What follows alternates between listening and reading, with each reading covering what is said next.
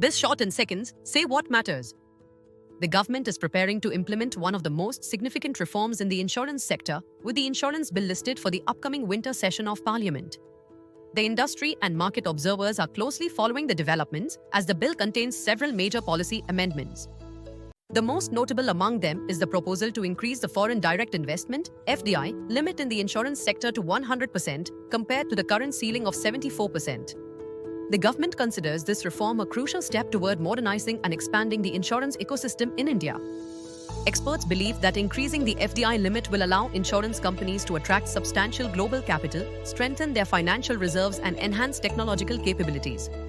This infusion of investment is expected to accelerate product innovation, introduce advanced customer service models, and foster stronger competition in the market, all of which will directly benefit policyholders. Furthermore, higher capital availability will help insurance providers expand deeper into rural and underserved regions, where insurance accessibility has historically remained low. If the bill is approved, it may open the doors for international insurance giants to operate more independently in the Indian market. The reform is also expected to create new employment opportunities, boost digital transformation, and fuel rapid growth across sectors such as life insurance, health insurance, and microinsurance. However, some stakeholders have expressed concerns that increasing FDI to 100% could reduce the shareholding and decision-making authority of Indian promoters.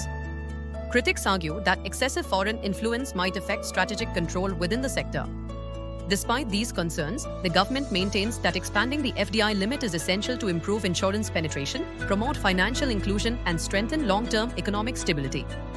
Overall, the insurance bill has the potential to become a landmark reform, reshaping the future landscape of India's insurance sector in the winter session. Source: Reuters. Think business, think BizShort. Tap to subscribe.